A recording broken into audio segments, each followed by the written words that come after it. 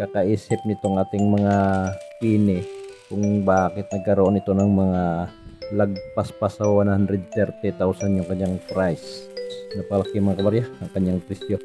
So, huwag kalimutan ang OMG TV channel. Doon sa hindi pa nakapag-subscribe, mag-subscribe kayo bilang suporta sa channel natin para tayo ay magpatuloy sa pag-vlog nito mga barya, kung saan ay yung mga binablog natin ay pawang katotohanan lamang. So wala tayong ginagawang mga faking price dito.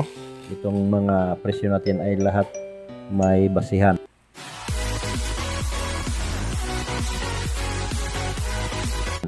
Hello mga kabarya, welcome back to OMG TV channel.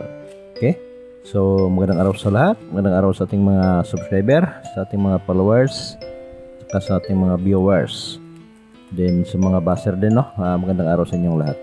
Okay, so kung makikita nyo itong barya ko mga kabarya, ito ay mga pini. So napakaraming pini. Mayroong kunting nadagdag dito sa mga pini ko na barya, kaya naisipan kong i-update ang mga presyo nito sa ngayon. So ang pini na pag-usapan natin ngayon ay nagsimula sa 1959 hanggang 82. So iba-iba kasi ang mga taon nito sa mintage mga kabarya. So itong ang 1959 hanggang 1982, ito yung Federal Republic. So ang pini na barya ay 1 cent ang value, 1 centimo, no? Ito ay bronze. Meron siyang 95% na copper, then meron naman siyang 5% na zinc. At may bigat na 3.11 grams, may diameter na 19 mm, at yung kapal niya mga kabarya ay 1.30 mm. Napakaliit na barya lamang itong mga pini, pero meron na rin itong mga malaking halaga. Lalo na kung ibabase mo yung bintahan ngayon sa online, ay sobrang mahal na talaga ang mga pini. So hindi naman lahat mahal, meron lang mga ibang mga taon kasi ang pagka-rare sa barya, lalo na ito sa mga pini, lahat naman ito ay rare kasi 1959 to 1982 pa itong pinag-usapan natin. Pero meron siyang mga rare na natawag na special uncirculated at saka proof version. Kaya doon binabase yung sinasabi nating napakamahal na presyo. At kung ang pini ay yung common, no, hindi siya nalinya sa prop saka sa mga special na version, ay napakaliit lamang, no, na baryang ito. Napakababa din ng kanyang presyo kasi nga hindi naman siya silver, bronze lamang. So parang common lamang sa atin yung mga bronze mga kabarya, lalo na dito sa mga pira natin dito sa Pilipinas ay napakarami yung bronze, tulad ng mga 5 centimos dati pa, no, bronze na yung ginagamit. Kaya itong mga pini ay hindi naman masyado special yung materials na ginamit, bronze lamang, pero meron na rin siyang mataas na halaga.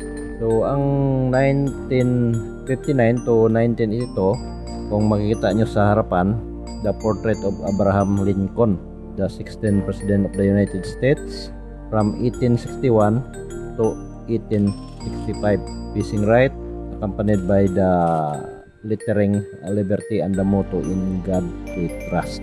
So ayan, no, note, ang scenes na ito dated sa 1968 to 1974, bearing an is na mint mark, are most likely not proof.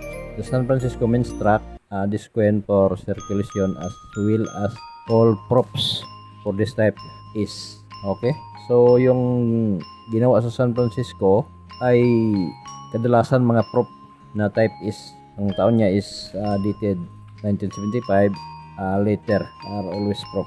So ano, no? Then ang sa likuran is the Lincoln Memorial surrounded with peace value in full, the lettering United States of America and the motto El Pluribus Unum. Okay, so ito yung mga sample na barya, no. Ito yung mga mints kung saan ito ginawa. United States Mint of Denver, United States 1906. United States Mint of Philadelphia, United States. 1792. United States Mint of West Point, United States, 1973. Then yung D, ang mint mark, United States Mint of Denver, 1906, no? Meron siyang D na mint mark. At is naman yung San Francisco, United States. Okay? So, dito sa presyo ni numista mga kabarya, meron kang makikita dito na kung ilan ang mintage, napakarami. Meron namang presyo mula sa good condition hanggang uncirculated. So, nagmula ito sa 1959 hanggang 1982 kasi ito yung Federal Republic. So, meron namang mga mintage dito na prop. Yun ay mga hard to find or semi-hard to find. Kasi meron namang siyang 1.1% at saka meron naman siyang yung pinaka medyo malaki sa mga percentage nitong prop version ay abot lamang siya sa 1.8% na prop version tulad nito 1962. So napaka konti lamang ang ginawa kaya mababa lang rin yung kanyang percentage. Pero ang presyuhan nito mga kabarya ay malaki din. Halimbawa, ang good condition nito ay nagsimula sa 1.90 centavos, 1 piso and 90 centavos. So, sa ganyang kababa yung kanyang good condition, ang kanyang uncirculated naman is abot naman sa 110 to 120 pesos ang isang piraso. So, yan no, ang presyuhan dito sa numista. Lalo na itong mga special uncirculated na main set. So, 120 ang uncirculated. Then, meron namang yung pinakababa sa semi-hard to find natin ay makita natin dito 2%. So, semi-hard to find na yan kasi lagpas na siya sa ano no, sa standard line of semi-hard to find. So, pag dito natin ibabase mga kabarya sa selling online, napakalaki talaga ng presyo. So, bago tayo pumunta sa selling online, ito munang presyo ni numista sa kanyang rarity index. So, itong sample dito is 1969 na D, Lincoln Cent. So, meron siyang 445.99 US dollar. So, napakalaki mga kabarya. Sa 495 na US dollar ay napakalaki na rin ang kanyang presyo. So, meron pa dito. Ito ay nabili sa Cat's Auction. So, 2,861.12 Philippine money. So, ang euro niya is 46 euro, no? Ang kanyang price. Another ito is 497.59 ang isang piraso nitong pini na nabili sa nabinta dito sa Cat's Auction. Okay? So, punta natin yung price niya mga kabarya dito sa selling online. So, talagang nainggan nyo akong gawan ng video itong mga price niya sa ngayon mga kabarya kasi napakamahal yung mga presyo dito. So, ang kukunin ko dito is dito lamang yung pinaka malapit sa taon na ating binabanggit yung NER sa Federal Republic. Okay? So, ito ay 1937. So, bago pa nag-Federal Republic, ito na yung Lincoln Penny. So, ito ay mayroong mahal na presyo mga kabarya. Ito yung natawag na Whitsen Bio Perfect RD 1937, no? D ang kanyang mint mark na Lincoln. So meron siyang presyo na $2,500. So malaki, napakalaki. At meron namang hindi masyado malaki dito mga kabarya na presyuhan, pero matuwa ka pa rin dito sa kanyang mga presyo pag ito ay hawak mo. Okay? So, ang 1909 na Lincoln with Penny, so ito ay meron siyang $41.83. Ang 1939 na with Penny, no mint mark, nasa good condition, $500. Then, 1957 na D, $300. Merong 1920 dito na with Penny, $2,250. Then, another 1909 na is ang mint mark na with cents. So, meron siyang $1,025. So, times 50, almost 50,000 na yung kanyang presyo mga kabarya. So, napakalaki. Napakalaki pa rin yung presyo ng isang napakaliit na barya na nagkahalaga siya ng 50,000 pesos dito sa Philippine money. Okay, meron pa isa dito. Mas mahal pa mga kabarya. 1958, D ang mint mark.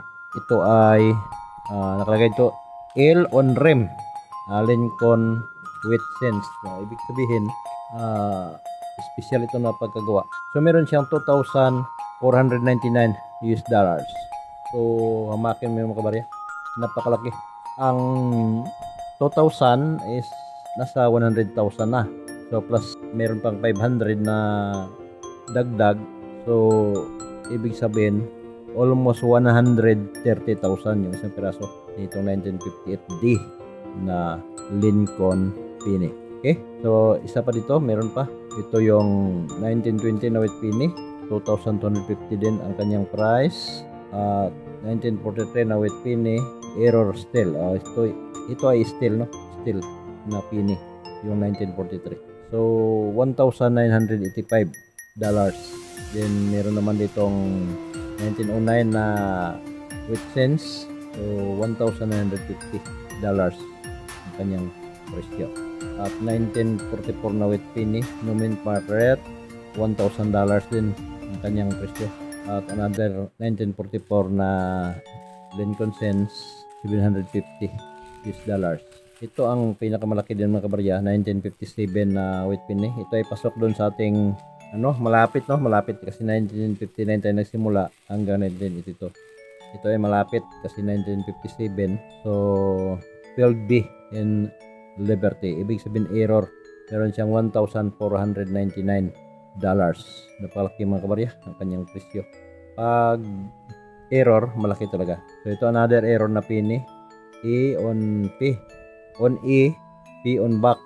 Ayan Premier rare. $1,795. Okay? So yan lamang muna mga kabarya kasi nawiwindang na tayo dito sa kakaisip nitong ating mga penny kung bakit nagkaroon ito ng mga lagpas pa sa 130,000 yung kanyang price. So, wag masyado mag-isip kasi ang mga pining ito ay special. Meron siyang mga kunting mga error. Halimbawa, yung P ay napalitan ng B at ang P ay naging yung L ay naging I. So, kunti lamang yung mga diferensya depekto kasi error. So, aabot na sa 130,000 yung kanyang presyo. Okay? Doon sa binanggit naman natin na 1959 to 1982, mayroon naman siyang maraming mga hard to find doon mga kabarya, tulad ng prop saka special uncirculated. So, nasa main part na D is doon yung ibabase yung inyong paghanap So, subukan yung i-search kung alin doon yung pinaka kunti lamang yung ginawa para ipunin. Kasi yung mga common mga kabarya, kasi napakarami itong mga pini. Yung mga common na pini ay mababa lang talaga. So, binibili lang yan sa 2 pesos o hanggang 3 pesos ang isang piraso. Or yung ibang kolektor nga dyan ay binibili na yan ng per kilo. Yung mga pini. Kasi bronze yan, binibili sa kilo ng bronze. Kung magkano ang kilo ng bronze sa ngayon. Okay? So, maraming salamat sa panonood at huwag kalimutan ang OMG TV channel doon sa hindi pa nakapag-subscribe. Mag-subscribe kayo bilang tulong na rin sa channel natin para tayo ay magpatuloy sa pag-vlog nito mga barya kung saan ay yung mga binablog natin ay pawang katotohanan lamang. So, wala tayong ginagawang mga faking price dito. Itong mga presyo natin ay lahat may basihan. Binabase natin sa mga selling online or sa numista na mga presyo. Okay? So, maraming salamat at ulitin ko magandang araw sa lahat and God bless.